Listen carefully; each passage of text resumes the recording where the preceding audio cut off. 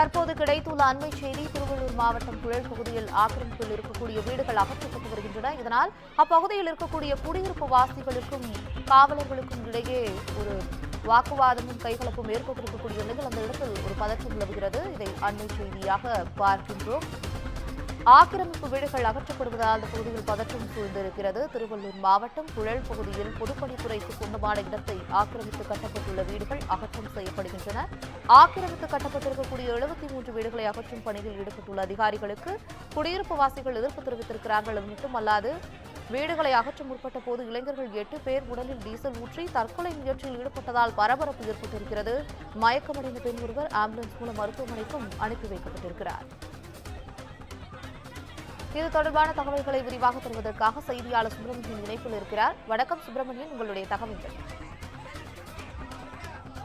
திருவள்ளூர் மாவட்டம் புழல் பகுதியில் பொதுப்பணித்துறைக்கு சொந்தமான 73 வீடுகளை அப்புறப்படுத்தும்படி பொதுப்பணித்துறை சார்பில் ஏற்கனவே அங்க வீடுகளில் வசிக்கக்கூடிய பொதுமக்களுக்கு அறிவிப்பு என்பது தெரிவிக்கப்பட்டிருந்தது.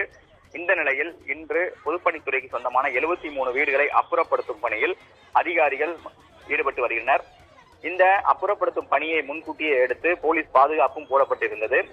ஆனால் அங்க இருக்கக்கூடிய பொதுமக்கள் ஆக்கிரமிப்புகளை அகற்றக்கூடாது, நாங்கள் இந்த பகுதியை விட்டு வெளியேற மாட்டோம் என அதிகாரிகளோடு வாக்குவாதத்தில் ஈடுபட்டனர். அது மட்டுமல்லாமல் 8 இளைஞர்கள் தங்கள் மீது டீசல் ஊற்றி தற்கொலை முயற்சியிலும் ஈடுபட்டதால் அந்த பகுதியில் பரபரப்பு ஏற்பட்டிருக்கிறது.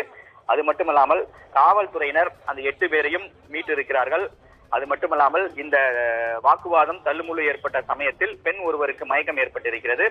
அவர் 108 ஆம்புலன்ஸ் மூலமாக அருகில் இருக்கக்கூடிய மருத்துவமனைக்கு கொண்டு செல்லப்பட்டிருக்கிறார்.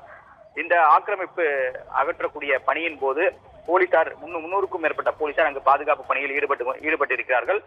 பொதுப்பணித்துறை அதிகாரிகள் அங்கு இருக்கக்கூடிய பொதுமக்களுடன் பேச்சுவார்த்தையில் ஈடுபட்டு வருகின்றனர்.